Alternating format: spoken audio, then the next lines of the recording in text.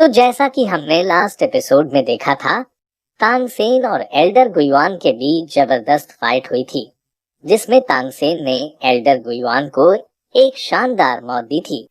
और फिर बाकी के श्रेक डेविल्स ने मार्शल हॉल के भेजे गए बाकी सभी सोल मास्टर्स में से कुछ को तो मार दिया था और कुछ को बंदी बना लिया था।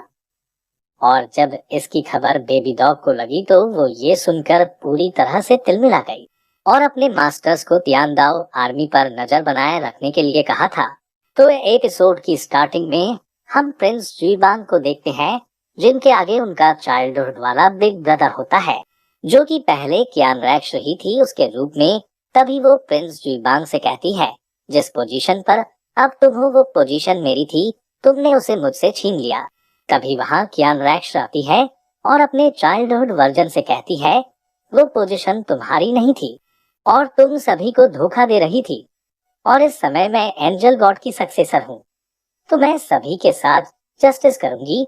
तो वो कहती है कि तुम मैं हूँ और मैं तुम, इसलिए तुम मुझे मार नहीं सकती।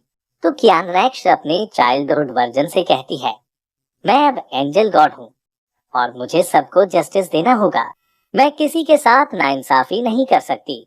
ये कहकर कियान रैक्स उस पर अटैक करने के लिए आगे बढ़ती है और फिर होली स्वॉर्ड को उसके सीने में घुसा देती है, पर वो कियान रैक्स का ही पास्ट होता है, तो वो स्वॉर्ड कियान रैक्स के अंदर ही घुस जाती है, जिससे कि कियान रैक्स भी घायल हो जाती है। और तभी कियान रैक्स पर गोल्डन लाइट पड़ती है और फिर हमें पता चलता है कि यहाँ कियान रैक्स ने अपने एक ट्रायल के सेकंड पार्ट को फिनिश कर लिया है। और फिर सीन चेंज होता है और हम तियान दो एम्पायर के कैंप को देखते हैं, जहाँ सोल्जर्स वॉर के लिए अपनी प्रिपरेशन कर रहे होते हैं और जंग के लिए पूरी तरह से तैयार होते हैं।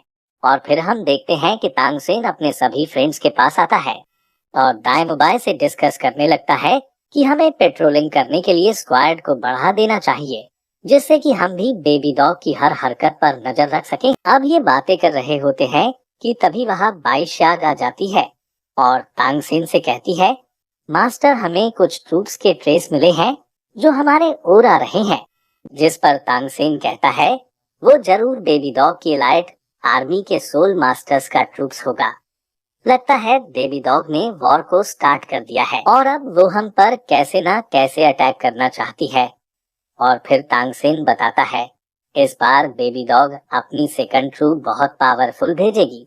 फिर तानसेन बाईशाग से कहता है, तुम्हें एजिलिटी हॉल के सभी डिसाइबल्स से कहना है कि वो सब पेट्रोलिंग करें और सभी पर ध्यान रखें। तो बाईशाग कहती है, जी मास्टर, जैसा आप कहे।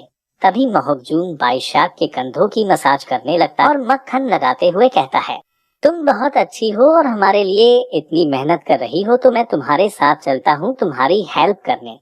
जिस पर बाईशाग महोबजून को दूर झटक देती है और कहती है, तुम मुझे परेशान मत करो, मैं बहुत ही बिजी हूँ। और फिर वहाँ से चली जाती है और तभी ऑस्कर मोटू पर बहुत हंसता है। इसके बाद तानसेन बेबी डॉग के बारे में बात करने लगता है कि वो बहुत शातिर है, वो कभी भी कुछ भी कर सकती है। वो पहले तो हमारी पावर को कम करना चाहती है, जिससे कि वो वॉर को आसानी से जीत सके, और वो हम पर छिपकर अटैक कर रही है, जिससे कि हमें और कमजोर कर सके और इस वॉर को बहुत आसानी से जीत जाए। तभी दायमुबाई कहता है, हम अभी तक ये भी नहीं जान पाए हैं कि बेबी डॉग के पास कितने स्पिरिट मास्टर्स हैं, और अभी तक हम तान सैक्ट के सीक्रेट हिडन वेपन्स को भी यूज करना अच्छी तरह से नहीं सीख पाए हैं, तो हमें ये सब कुछ जल्दी करना होगा। तभी बाहर से एक सोल्जर की आवाज आती है कि मार्शल जिलोंग यहाँ आ रहे हैं।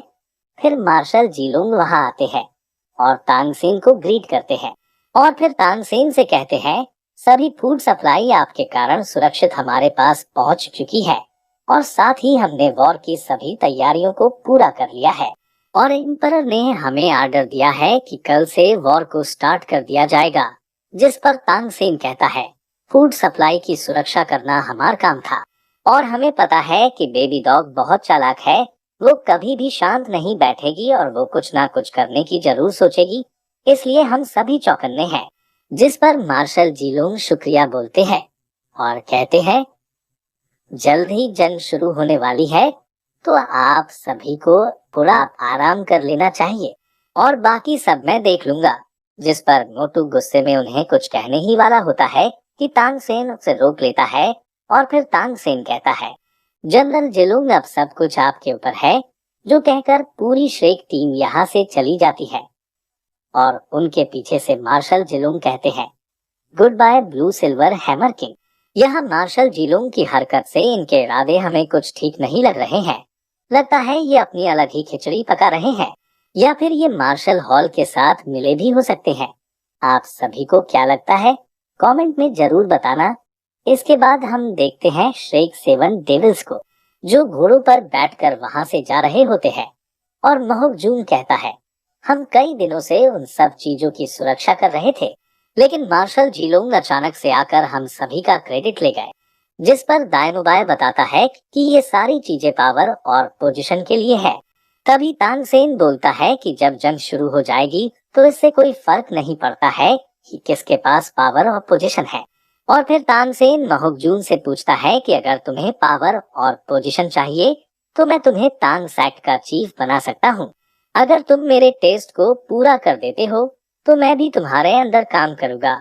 जो सुनकर महकजून कहता है, अरे नहीं ब्रदर, पावर मेरे लिए इम्पोर्टेंट नहीं है, बस मुझे टाइम मिले तो मैं चाहूंगा कि मैं बाईशाख के साथ कल्टीवेशन करूं। ये सुनकर बाईशाख बहुत शर्मा जाती है और ब्लश करने लगती है। तू समझा? हाँ। नहीं, तू समझा नहीं।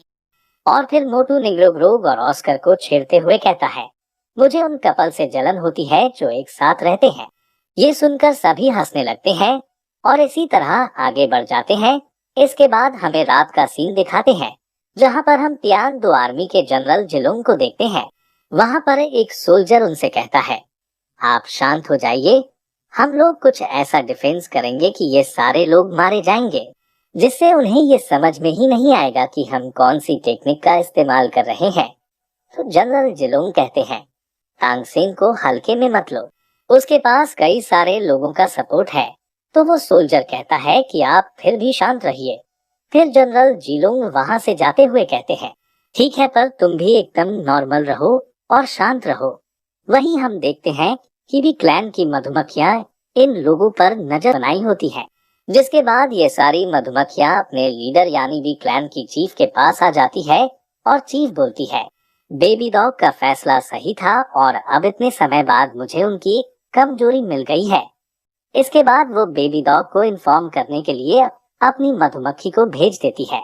जिसके बाद हम देखते हैं वी क्लैन की एक मेंबर बेबी डॉग के पास आती है और उससे कहती है कि हमारी चीफ ने आपके लिए एक मैसेज भेजा है।